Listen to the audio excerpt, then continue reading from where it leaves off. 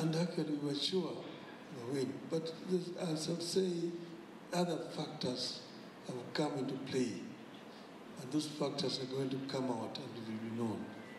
So we are here where we are, but let us not regret that maybe because those people used more money than they used, or Ruto just wanted to humiliate Baba. It was not genuine in saying that he was supporting him and so on and so forth. But I made the decision myself and announced that I wanted to run for this position myself. So that was Raila Odinga. The president had something to say in as far as the support that he gave Raila Odinga. This man, Raila Odinga, knows, and God knows, that we put every effort, resource, energy, and prayer behind him. And I want to say that Raila Odinga did not disappoint. He did the best. He met everybody that needed to be met. He spoke to everybody that needed to be spoken to. He did a fantastic job on the debate. And in fact, even the naysayers agreed that he came out better than the others in the debate. True or not true? So, Baba made me very proud. He was the best candidate that we could put forward. He was available. Whenever I booked an appointment, he was there. Whenever he had to travel, he was there. Whenever it was early morning or late evening, he was present. And he was there all the way. As a candidate, I want to tell you, as a politician, I have supported many candidates, right? On this Africa Union chairmanship, Tinga, Baba exceeded all expectations. He drove the campaign like it should have happened, and therefore I am very, very proud of you, my brother Raila Odinga. You did not let us down. You did the best. You put your best foot forward, irrespective of the outcome. He put his best foot forward, irrespective of the outcome. Mheshimiwa Kagiri, so now what lessons are we picking to the future, and also putting into perspective what Mheshimiwa Koech was referring to on thinking about our position on some of the challenges that our countries face in the region, that he also feels standing in our way? So I'm listening to the president. It just confirms where I'm not at his level. Because as I earlier stated, looking at the demographics, somebody like me would have chickened out and not have even attempted to join the contest. But looking at the situation that we are in, the president still went out there, supported Right Honorable Raila Odinga, and eventually our results are very close to having come close to being the winners. Some have listened to the discussion we've had at this table, and sometimes I choose to say facts can be very stubborn. We can speak about DRC. DRC happened another day. We can speak about the Israeli war. That happened sometime last year. We can speak about all the other issues we want to bring into this situation. But it boils down to the numbers. We are speaking about 19 Muslim countries in the AU. We are speaking about 22 Francophone countries in the AU.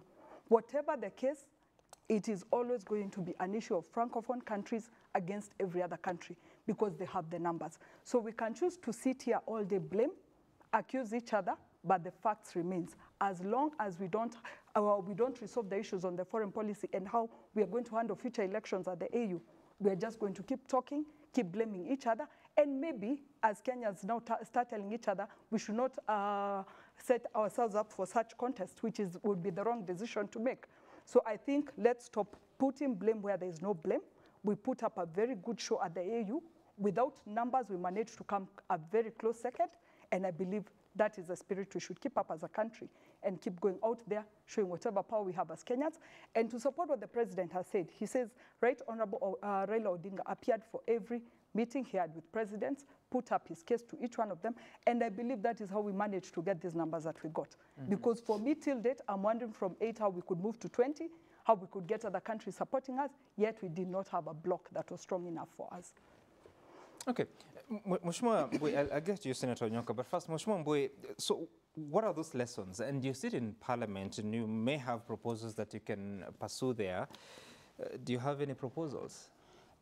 Sam, thank you. First, let me, you know, there is a clip you played about the PS, and we kind of have not made any comments on that. Allow me to just say that if you listen to the PS's response to the SADC letter, there are two very obvious things that he did which was wrong. He called it an afterthought. That's already belittling the author of that letter, and questioned the motivation behind that letter. I think those are the kind of goofs we are talking about that you know, paint us in bad light. And that's basically maybe what the senator raised when he talked about professionalism in these offices. It's not that you can speak very good English. What matters is that the content is you know, can be geared towards assisting us.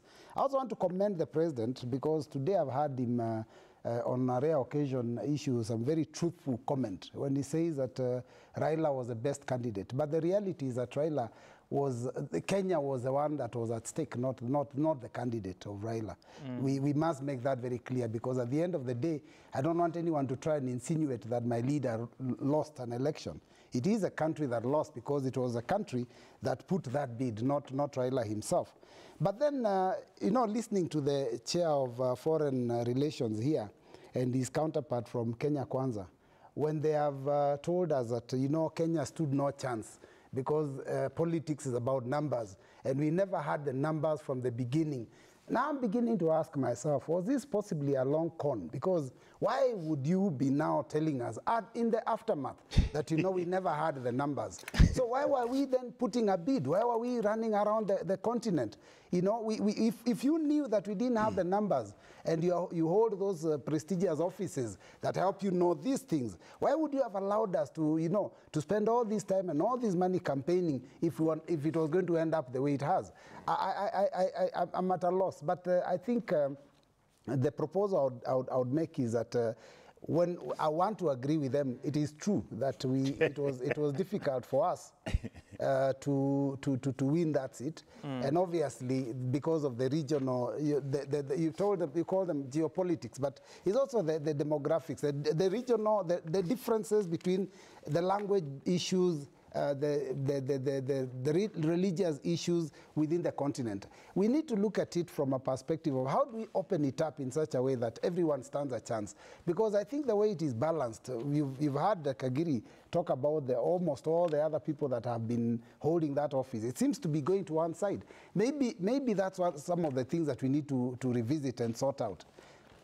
So I'm just wondering, and I don't know if anyone has any views on this, even if it's you, Senator Onyonka. Yes.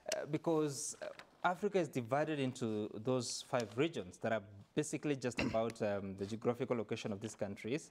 If you look at the eastern region where Kenya sits, you are with Comoros, Djibouti, Eritrea, Ethiopia, Kenya, Uganda, Tanzania, Madagascar, Rwanda, Mauritius, Seychelles, Somalia, South Sudan, and Sudan.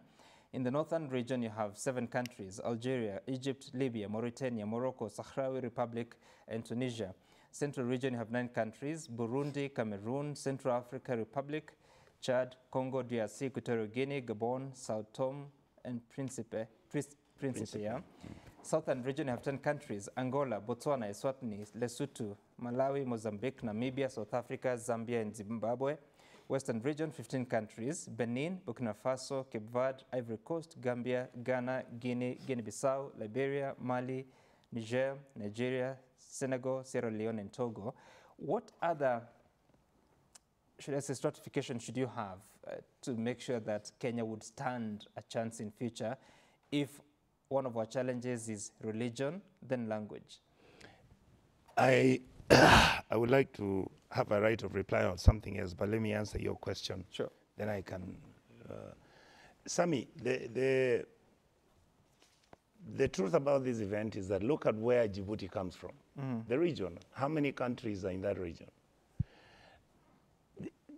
Even when I listen to my colleagues and I say, yes, you can make a very reasonable argument about the numbers. You can say West African countries that are Muslim, that are jihadi, they have decided to gang up together, and then you come and pick.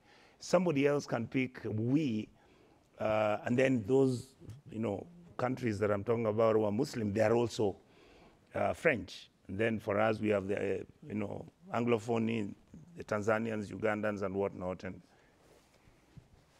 how I wish that that is not what I was discussing here today. Because to me,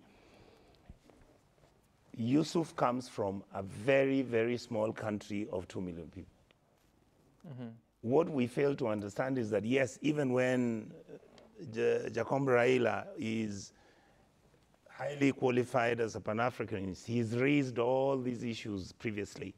He has been on the trenches. The only issue that has come up about Raila is actually from the Gen Z debacle.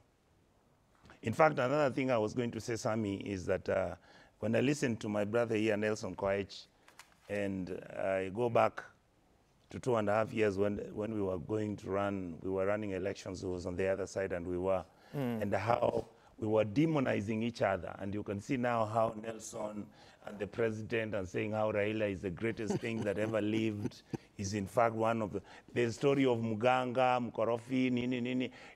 That's how Kenya politics should be. Can we be civil?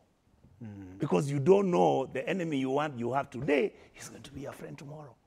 How I wish we could civilize ourselves. That's one of the points I wanted to make, Sami. The second issue I'm raising is, Chairman Koech, I am not saying that the Ministry of Foreign Affairs does not have people who are professional and intelligent. No. The criticism that your government is being given, the criticism being given to the president, is that some of the ambassadors who have been picked, some of the historical individuals who've created a structure within the Ministry of Foreign Affairs, which kept Kenya at a level, whether if you were in Geneva, what was Kenya's position? If you went to UNEP, we had our historical position. If it was an issue of immigration, what was Kenya's position with the International Migration Organization? I mean, there are historical positions that our government has taken. And this took a lot of excruciating energy, and including the very, very highly professional people who have worked in the Ministry of Foreign Affairs. In fact, I've said on this show once before that there isn't a ministry today that I would want one of my children to work in, like the Ministry of Foreign Affairs. Why? Because they're extremely professional, they are trained highly, they go to some of the best universities, they meet some of the best people in the world. Globally, the Ministry of Foreign Affairs is our anchor. So the point I'm making is, can we also find out, Sami, whether we have messed up that structure? Whether we are, for example, when I was there was given an unwritten policy, which later President Uhuru wrote as an executive order. The strategy used to be 70-30, that all the ambassadors who are running our affairs globally should be 70% those who grew up in the ministry, went through the departments and sections, grew through the ranks, and became professionals in those regions. Agreed. Like there's a gentleman called Ambassador Maikara. Maikara was the person who introduced me to the Eastern Congo crisis and the Rwandese, Burundi, that kind of, he was the expert in the Ugandan affairs. So when he got his job as Kenya's ambassador to Uganda, nobody complained.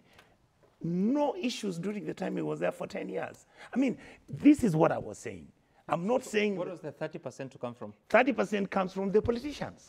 Okay. Right now, what we have, we are giving politicians 70% and 30% are the professionals in the ministry. So what happens, politicians come into the ministry through the Ministry of Foreign Affairs. When we go and start dealing with the ambassadors and managing the affairs in that ministry, we completely disregard the structures which have been created, the policy structures which have been there with historical meanings. You know, Sami, one of the things that I wanted to mention that my colleagues, I think it is Nelson who mentioned it.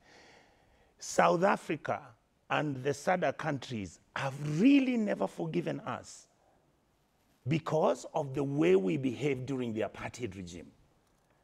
You see, these things are very historical. Remember, Tanzania was more proactive. Tanzania was even sending military, paramilitary teams to join the ANC to fight for the independence of South Africa. You see, Malawi was doing it. The only country, even Uganda, was providing, in fact, intelligence officers who used to gather intelligence for the South African government. Kenya said, and through Charles Njonjo, if Kenyans can Google and see that, he said it's none of our business to interfere what is happening in South Africa. When the time comes, they will liberate themselves. And that statement, that is why, if you notice, later, much later, the Kenyan government then quietly really tried to tell Mandela that was not our official position. And that's why you notice when Mandela came out, it was Kenya he visited. I think there were 2 countries he visited. Immediately he came out of prison. That was a significant, and he came to talk about Dedan Kimathi, and he talked about the Jaramogi Oginga Odinga, those, the Kenyatta family, those independent families. So I'm saying, even when we, like my leader has said, that we should not criticize the government because they lost, that loss was very painful. But again, for some people, it was very scary, because that loss had a direct political implication at the local level. And we'll get to that. Yes. Just before you get there, he suggests that we should not bother ourselves with what's happening in the region if they're not giving us reciprocal support. No, thank you for raising that issue, because I'd forgotten about it. Our position should be, what is it that we did right? Put that on the side. What is it that we did wrong? Can we work on it? Can we work on it? I mean, for example, you saw this, I mean, and I want to say this to Kenyans. When you see some people raise these issues, it is not that some of them hate our country and the president so much that they don't want even to give him credit or anything, or they hate him so much they're constantly criticizing him. There was absolutely no reason why the president was to pronounce himself on Israel. There's no need completely, because Kenya has always had this quiet diplomacy. I mean, you know, we do business with Israelis. You know, they're all over the place. Right. You know, the providers of security and whatever infrastructure. We know that. They do business here. We've never had an issue since independence. And that is the way it should be. You know, we have a relationship with Arab countries. You know, they are, Muslim. You know that they have a different way of looking at things, but we have worked with them, and we have always succeeded working with them. Right. And that is why I'm saying, Sami, and I want to say with a lot of humility, my brother Nelson Koech, I want us to be very sincere with the Somali and Muslim question. Let us begin to tell Kenyans that the Somali nation is not the problem. The problem is, if the Somalis are doing some things and they're looking exceptional, let's learn from them, because they have learned from us. They have learned from our bad habits. They have learned how we get kickbacks. You saw the other day somebody saying how he paid billions. A community of the Somali paid billions. I would do that. The Somali community funding a presidential campaign is not unique. Why can't me and Mbui and you and her get together and then also put our money together? Why is it that what somebody has done and it has favored them, now we want to turn it and look at it with negative ethnicity? Okay. Let us look at it as a positive warning that we also now need to ask that if they can put the money together, let us also put our money together. Let us look at different opinions. Let us look at which political parties takes care of the interests which are for all of us, blah, blah, blah, good governance, and raise the money and do it. Okay. All right. But by the way, Mheshimiwa Koech, would you know how much it cost Kenya to campaign for this seat? I wouldn't know. I saw the PCS yesterday say when he gets back, he will break it down. But it's not a cheap affair, you know. Yeah, having that, and let me just mention it here so that it's known that Raila Odinga had one of the most brilliant team in his secretariat. He had 4 ambassadors, high commissioners, and even retired generals. It was comprised of a very, very serious team. So it cost a lot of money. Sam, you remember Raila Odinga visited 45 nations, 45 countries in the space of 1 year. It involves a lot of meeting people, talking with people. I just want to say that everything was put in place for Honorable Raila Odinga. everything. And where did that vote come from? Sorry? Where did that vote come from? We don't know. I'm sure he has friends from his own pocket, maybe, and government as well. We will get to know from the Ministry of Foreign Affairs how that was done. I am sure as a he was taken over later as chairman of the committee. He was taken over later as a government project. Yeah. So it became, the country's project. I am sure part of resources from the country were used. I would not know that figure yet because we've not invited the PCS so that he can give us the numbers, but it was significant. But we shouldn't look at it that way. No, it's just a question because it was mentioned. Yeah, and then again, just to respond to Mbui before you give him the mic is one thing. It's very simplistic for Honorable Mbui to say, maybe then since we knew the numbers, we shouldn't have fronted Raila Odinga because it's a long, like he used the word, a long con. It's very simplistic. It's not logical at all. It's like saying Eliud Kipchoge should not have trained for Tokyo Marathon because he pulled out and did not finish the race. It is very simplistic. We as a country must be at the continental stage. This is the second time we are throwing our hearts in the ring, and we will continue doing it because we feel that Kenya has resource, mental resource, capacity, and individuals who can take the stage.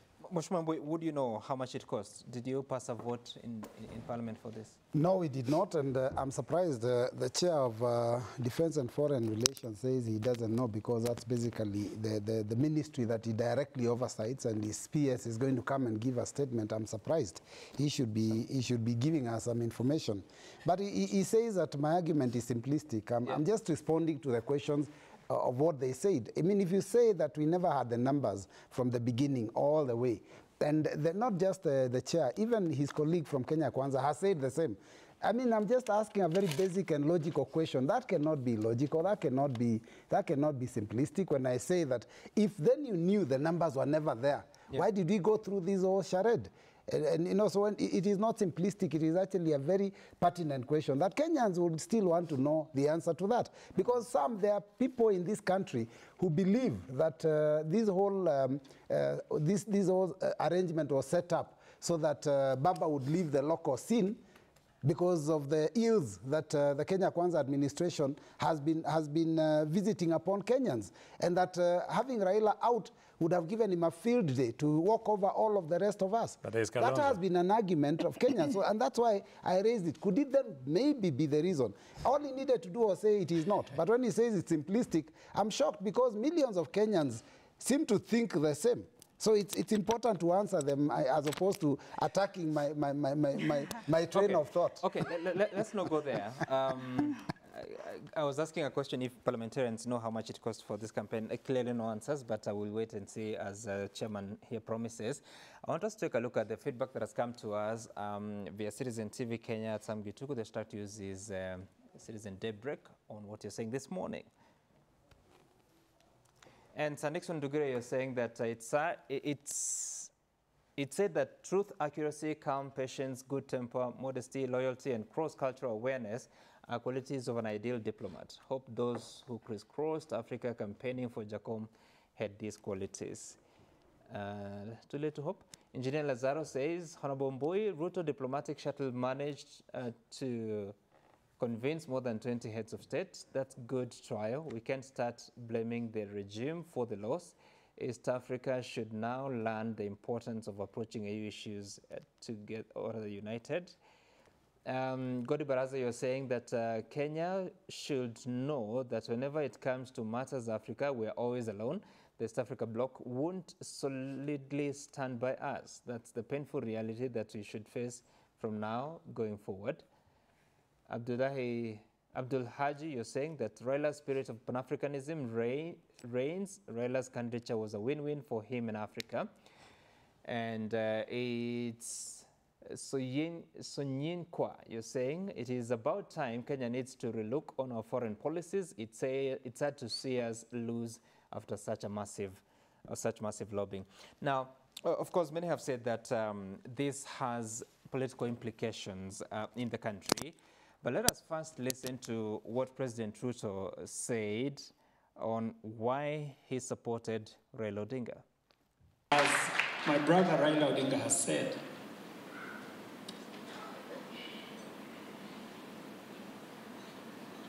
when he announced that he wanted to run for the Africa Union Commission, I told him I am going to support him. It was not about politics. It was not about 2022 or 2027.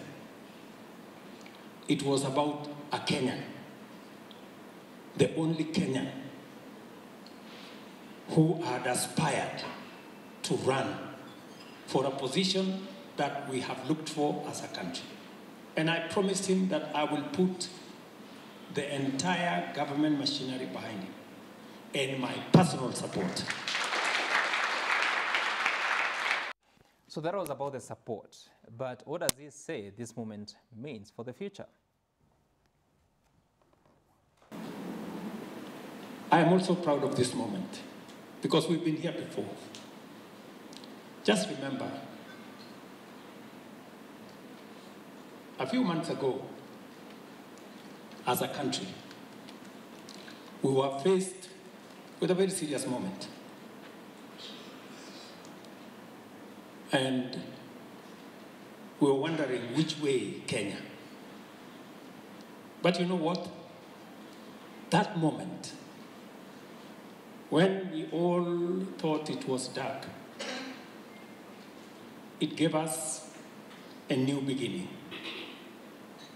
We ended up with a broad-based government that brought many Kenyans and the country together and gave us the momentum that exists today. I am very confident that this moment is going to give birth to yet another moment for us as a country to work together to build a new momentum for Kenya. Mheshimiwa Kagere, can I begin with you on this one? What exactly is the president talking about that this offers another opportunity for... Create another moment, we will have another moment. What is that? Sam, let me first start by responding to my colleague and my senior, Honorable Mbui. When I stated the demographics that we have at the AU, I didn't indicate that we went into it knowing that we were not going to win. Of course, we all agree we had the best candidate, that is Right Honorable Raila Odinga. As Kenya, we are a good country to contest. And of course, as we were going into the contest, our assumption was Raila had his own personal relations with heads of states in different countries in Africa. Our relations as a country, we also had good relationships with other countries, as well as we were going into the contest hoping to win. What I meant by stating the demographics that are there at the AU is that yesterday when I looked at the issues we were coming to discuss at the show, I asked myself, why would we have a good candidate, be a good country, yet lose at such a contest? And when I went through, that's when I realized actually the Francophone issue is what is costing us. That as Kenyans didn't have a big block behind us, any other candidate coming into it had a block. My senior senator here said Djibouti is a country of 2 million people. But what he fails to keep... It's about 1.136. Even give it 100,000 some. Yeah. But remember, they are members of the Francophone countries. So they're already coming in with a block of 22 countries behind them. That said, Sam would want to continue with what the president has said. Sometimes I worry that we are becoming a very pessimistic country and pessimistic in everything that is happening. I believe what the president is talking about is that, of course, many people claim Right Honorable Raila Odinga went into the contest for him to be gotten out of the country in local politics, which of course is not the truth, because he himself said he's one who decided to go for the position and got the full support from the president. So I think what the president is trying to state is that nothing much changes. It was a genuine contest. We did not win it. We feel bad as Kenyans. However, it's time to pick up and move on as a country. Of course, many people expect that today morning there should be a rift between the president and Right Honorable Raila Odinga. I believe the president is indicating nothing like that is going to happen. In fact, we will come closer. When he reminds us, there was a Gen Z, should I say, revolt in June 2024 that gave the country a moment to come up with the broad-based government, goes ahead to say that this is another moment to give us new momentum. What is that? And that's what I'm saying, Sam. It's just another moment for us to come even closer together, work harder together, Because first, we are coming from a loss. We need to come back together as a country and ask ourselves, how do we win in future international contests? Again, locally, is everything working out right as we should hope for it to do? So we do not lose Raila as a great leader who can still come and continue guiding and advising and working together with the government. So I believe that's where we're headed. You see, Gen Z gave birth to broad-based. That's quite significant. Yeah. And now, you want to tell me that just working together is what is significant? Oh, I don't know. Mheshimiwa Koech, what is this? This is my thinking. I was in that hole, and I want to say that what the president seemed to be saying is what I think also should happen. This energy, this camaraderie, this relationship that we built through the broad-based government should transition into something. You know, and we have to be practical. We live in a political country. I do not want to look at the context. I want to look at how we can work for our people. But as we do that, I'm alive to the fact that, you know, we equally need support. I'm looking at it in a form of an arrangement that should bring bond even beyond what we had undertaken for the East Africa community in the candidature of Honorable Raila Odinga. In my view, it should transition into even stronger bond between the President, Right Honorable Odinga, and other like-minded individuals of this country. The people who do not believe in the politics of ethnicity, political balkanization, the people who you know, want unity of our nation. These two, undeniably, for the last 10 years or so, have been the enigma in Kenyan politics. Raila Odinga and William Ruto. You saw it in 2007, you know, when they worked together jointly, and what came of it. They have been competitors, and now, you know, the democracy that we've matured into, to the extent that the people we competed against 2 years ago, we are advancing them in the continental stage. That is what we want. We want to bring that energy back. We want to harness that energy. We want to use that energy to benefit this nation. Inside Parliament. For what use? They have, you know, there are opportunities, some, that are really working so hard, using this opportunity to tell Honorable, I'm sure you even saw in your clips yesterday, some of people, they are political vultures who will want to use this situation for their own benefit. Many people did not like our opponents. Even party leader Wiper, you saw him yesterday making some statements saying, oh, William Ruto bungled the process. It is vultures who are waiting to work with him. Wamunyoro is the same thing. They are waiting for Raila Odinga to come and join forces with them. Yet, deep inside their hearts, they did not want him to win. We genuinely wanted Raila Odinga to win. But these vultures, all they needed was Raila to lose so that they tell him, oh, you know, William Ruto took you on a long con chair, all these things and stories. But it is because of the arithmetic. There's no opposition. They know. What arithmetic? Because they know without Raila Odinga, there is much they can do. They have no capacity. They have no weight. They have no backbone. Look for instance, the Wiper leader has had a huge space where he will have actually shown us his leadership skill when Raila Odinga was campaigning for the AHMS. He totally left local politics. There was no one on the scene. You know, everyone now is, you know, and you saw troops running all the way to Amunyoro. I saw Nabonyonka, you know, being lined up in some office in Karen as a team that will beat William Ruto in an election. That they know, there was no contest. They know there was no contest. The same people do not now want to tell Honorable Raila. That moment you're talking about, you told me that it's a moment to benefit Kenyans. Yes. How does what you're describing benefit Kenyans? Let me tell you, we have a lot of Kenyans who think the same. We want to harness the energy that, and the experience of Honorable Raila Odinga that now the continent has refused or are not interested in or missed, to harness it and use it locally in Kenya. There is a president in place, but we want the advice and the knowledge and the wisdom of Honorable Raila Odinga to be used now to better our country where we'll have used it for the continent. That for me is a score. And that is what we need to work on.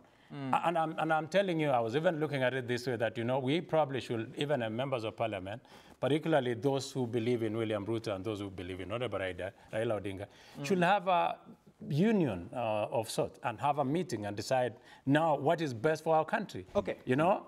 All right. Mheshimiwa Coach, asante sana. Let me say something here. The president said that there will be this is a silver lining moment. Watch this. I want to encourage all of us here that this moment, as they say, every cloud has a silver lining. When we thought whatever happened on June 25th was a dark day for Kenya, and it was. But it gave birth to a new beginning for our country. And we can now do more, better, together. I am more than sure that this moment is such a moment that again, a new moment is going to come where we can rally our country, we can create a new momentum, and we can take this to a new level. Okay, Senator Onyonka, I'll come back to you, Mheshimiwa Mbui. Senator Onyonka, momentum to a new level. Sami, I've listened to my brother Sami Koech speak. Nelson Koech speak, and I'm excited. I mean, the president went to Ethiopia with a wonderful team and an incredible candidate. Then somehow, maybe some rigging took place. Then the candidate lost. So the president and his candidate will come back. And Nelson, they have a strategy now. They now have to give this positive energy and positive messaging that, in fact, there are bigger things coming. What was going to take place at AU was not big. Now we are going to have bigger things coming, and the government the way it is. In fact, some of us who could even be raising issues pertaining to how this exercise could have been done better, soon you'll hear we're being called tribalists and everything. When we are putting government into check, we are told that we fear them so much because both of them have run against each other, both of them have tried to rig each other from elections, and both of them are now together. So they know all the tricks on how they're going to get together, and irrespective of whether somebody like me who is in ODM have an issue on that or not. And of course, the broad-based government now is doing wonderful things. All right, if you look at the paper today, what has come out is the amount of money we borrowed in the last year. Borrowing is not going on. The abductions, we pray, I think by now they have all ended, and the government is running well. There's no corruption in the country, by the way. And the way things are working out now, if you get Mzee Raila and the President William continues to govern, even if she doesn't work, it's okay. Even if school capitation is not happening, 3 days when they're in Somalia, 200 of them singing how yote yawezekana, teachers at secondary schools are saying they want to close Addis, in Addis, they want to close schools because there's no money. And then you see now this thing is working out wonderfully well. In fact, they have decided that people like me who want to come up with alternative democracy options without any fear of contradiction. That's why they are very sensitive and uncomfortable when you mention a name like Matiang'i or Onyonka. Those things, we are strangers. It's like we are coming into an outfit which they can't understand, how we can't see how their leadership is so wonderfully incredible. And we are saying... This is you being sarcastic, right? No, that is me being realistic. I'm just simplifying, I'm simplifying where we are as a nation state. Yeah. And I'm telling my brother Nelson, if the president doesn't change course and doesn't make sure the issues that are being raised by Kenyans, most of them are really commonsensical.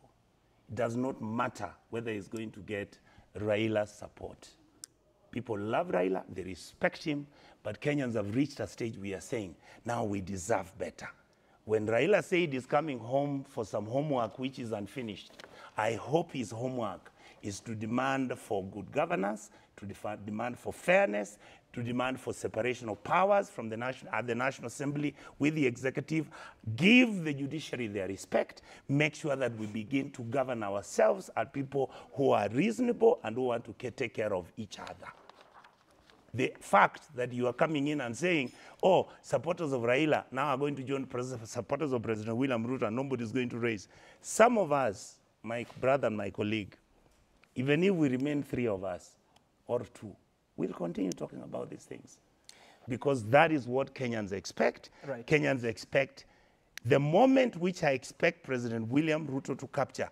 After Gen Z, he came up with that broad-based government. My thinking, Sammy, there could be something in the books of coming up with the Kibaki-like broad-based government, which includes Kalonzo, even when my brother is calling him a vulture or a hyena. And I want to say, I want to tell Honorable Koech this way. All of us in the political class are vultures, hyenas, thieves, and crooks. No, not It is me. only that the voters don't know that that is what we are. Even yourself? Absolutely. It's only that I behave well. You can't know my inner behavior, Sam. Absolutely. Every human being has the capacity of being evil. So the voters are the ones who are getting a story on who we are, and they're beginning to know exactly who we are. You know, I thought Kenyans are voters, but now you understand that some of them are vultures. And you're saying that it's voters that put them into the office. Mheshimiwa Mbui, what should we be expecting based on that statement by the president? Sam, thank you. First and foremost, I'm very disappointed at the normally very decent Nelson Koech, because he's today gone and started punching below the belt. I mean, you cannot call my party leader a vulture and political leaders vultures. That is a language we saw being used by the head of state. And I think there are some bad manners that are rubbing off on members of Kenya Kwanza, which unfortunately get aired on national TV. So these are things we need to figure out. And we talked about decency in politics. You can call a leader, a diplomat like Kalonzo Musyoka, a vulture. And you know what is shocking me is that if we are saying a vulture is a person who wants to get a political benefit out of an individual situation, then let us ask ourselves, for the last 3 elections, we have stood firmly behind Right Honorable Raila Amolo Odinga. 2013, to the last man, Wiper voted for him. 2017, even despite the fact that there had been a discussion that he might not run in 2017, we still stood behind him. Kalonzo stood behind him and said, I've left my ambition. We had agreed you'd support me, but it's okay. I will support you again. 2022, Kalonzo Musyoka was told you will not even be the running mate in Azimio la Umoja One Kenya. And he said, it's okay. I'll even go and do an interview for the good of the country and for the support that he has given Right Honorable Raila Amolo Odinga. All this period, Nelson Koech and Brigade were insulting Raila. Today, when we say it is okay, Raila can come back and see how we can probably work together, he calls us vultures. That's what he has done. It is really shocking. But then, you know, he also has demeaned my party leader and said, oh, he has left the space open. He has not done anything within the period that Baba was away. But then why was the president continuously insulting him all over the place in rallies, calling him watermelon, ule mtu wa katikati? You know, he went and said, oh, wala watu wanapanda ndengu. He's been talking about a nobody, a non-starter. Honestly, you know, I mean, let me not be as sarcastic as an inconsequential individual. So basically, it is obvious that he's giving the presidency, you know, sleepless nights. But let me go back to the issue that the comments that the president has made. Let me say this is characteristic of the president. It is about his political survival, nothing else. When he talked about Gen Z, he even talked about Gen Z and talked about the benefit that Gen Z's brought. Because at the end of the day, when he was to be kicked out of office by these demonstrations, because they had actually threatened to go to State House, which would have been really, you know, a different story today. But he ended up getting into a relationship with the Right Honorable Raila Amolo Odinga. They had discussions, and what happened is that the broad-based government was born. So there are members of our coalition that are working with William Ruto. That basically gave him, you know, a breath of fresh air. Right. He was able to continue in office for some time. Now, when he says that he wants Raila to come back, there's a new momentum. he probably expects Raila to come and take up an office within, or some position within his government. I think that's really the bottom line offer that was being made. You have to understand politics to know. When he connected it to Gen Z, Gen Z was when he was doing very badly, he was being kicked out. Raila came in and saved him. Now, Raila's issue, which has annoyed a lot of Kenyans, he wants to use it again to bring Raila closer so that maybe he can take up office and support him in the next election. Remember, this is what happened. We watched it. What office would that be? Sorry? What office would that be for Raila? I have no idea. And I think I want to tell them, Raila is bigger than local politics. Remember, he's already handed over the leadership of his party to the Professor Anyang' Nyong'o, governor of Kisumu. He handed over the leadership of Azimio La Umoja to Stephen Kalonzo Musyoka, the party leader of Wiper. Oh, he's no longer, he's not in the picture now. He handed over? Was he going to be Azimio, an Azimio leader while he's... He handed over to Kalonzo Musyoka? Yes, so the instruments. The instruments of power. With Kalonzo is holding on to Azimio, Anyang' Nyong'o is handing on to ODM party, and Baba has moved on. Let me say this, politically, when you seek a high office, you don't come backwards. So Baba cannot play local politics if that's what... he cannot come back to I don't think... He can only run for president. I don't think he can play small politics and take up offices within Kenya Kwanza. The only thing he can do is probably run for office as president of the Republic of Kenya in 2027. So how is it going to work for Ruto if Baba is going to vie for presidency again? And there is nothing that he can offer Baba that befits Baba. Maybe unless Kalonzo is definitely running. Kalonzo is definitely running. But you're not saying. I don't have to say he has said it. He has said it even. They don't know. They believe that Kalonzo will be joining them. No. That's what he means. What position would that be? Because this is the reading that there was a Gen Z moment that gave us new momentum. We had broad-based government. Now this is yet another moment to give us a new moment and new momentum. Are we likely to see changes in government? I'm not thinking there will be any changes, but I think, like the president did say, it should give birth to another moment. In politics, when you are confronted with such statement, it is extremely huge. First, it means that we have, in a way, to have. Let me go back this way. First of all, we have cabinet secretaries who are doing exemplary well, who are tapped from Azimio La Umoja. Let me just say ODM, for instance. Yep. And they have done a great job. Raila Odinga, he's coming back home. What will Raila Odinga be doing with his energy, with his wisdom, with his experience? I think we in Kenya Kwanza should accommodate that experience, that advice, the counsel that he will give us. And I think it will help in bettering our country, in bettering our society, in bettering our management. How would you use it? Sami, you've got this. We have to find a structure that will accommodate him, Raila Odinga. Prime Minister? Whichever position that accommodates him, we have to find that position. There are very few positions at the top. There's president and deputy president. In Kenya is an election. And you know that we passed that phase, so we are now midway. Let's look at. Sorry. We could look at the narco report. You're off to something interesting. So again, there are two top positions in Kenya: president and deputy president. Yes, president and deputy president, and those positions are occupied, and you know the processes are known. They have been before. They've been occupied before. I know. But I'm saying, changes, whichever structure that accommodates him, you know, all of us are here.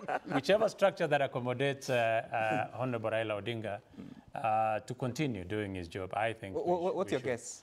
There's so many things in my mind. Sure. We probably will look at the narco report and see what the narco report did say. And I don't think it's really about positions for Raila Odinga. I think it's really about, you know, his resource as a person that he can give us. You know, it's very interesting. You're saying many things in the same statement. Sami. But let me say this. I wanted to say, watch this space will be a good way to summarize. I wanted to say, for the first time, you've been so wonderful. I'm excited. I am overwhelmed. It looks like my party leader is moving on up. and I'm just curious. And what is so funny, Sam, is that you see where we are. We are writing history as it's playing itself right now, and it's so amazing. Okay, yes, so Mheshimiwa Koech, you know, that NADCO report did not say many things. Well, it did, but we will polish inclusive of the leader of official opposition. I don't know whether that's one of the things you're looking at. No. The leader of opposition yes. will not be. There was also the prime cabinet secretary to be included as part of our architecture. So you think that could be Sammy, but we could even do better. Even the issue of majority and minority, you know, we could even do better managed by having the office of the prime minister. There you go. It doesn't. In my view, it doesn't. And what happens to Musalia Mudavadi? He's not a prime minister. He's not a prime minister. He's not a prime minister. He's a prime cabinet secretary. But I'm just saying. He's a prime something. I'm just having a wild thought on what could happen. Musalia is not a prime minister. There is no structure Yeah. in the Kenyan constitution that talks about prime minister. Okay. He's just a prime something under executive order. Let me take the feedback that has come to us at Citizen TV Kenya. Sam Gituku, #Tuesday Citizen Daybreak on what Kenyans are saying. This morning, Talai, you're saying political losses happen, but the mission to build Africa continues. Raila Odinga has contributed immensely. Now let's unite to push the continent towards a prosperous future. Bob Otieno is saying, I wish politicians who accompanied Raila Odinga to Addis Ababa to vote, but not as joyriders. I admired how Djiboutian Muhammad Ali Yusuf did his campaigns, Chinyamaji, and arrived in a nostalgic way, accompanied by only 2 people. Well, all right, that's the observation. Bob Jamwa, you're saying that many things played out in Raila Odinga's loss, the Francophone, Anglophone, SADC factors, and not to mention poor Kenyan diplomacy and poor geopolitical stance contributed to the loss.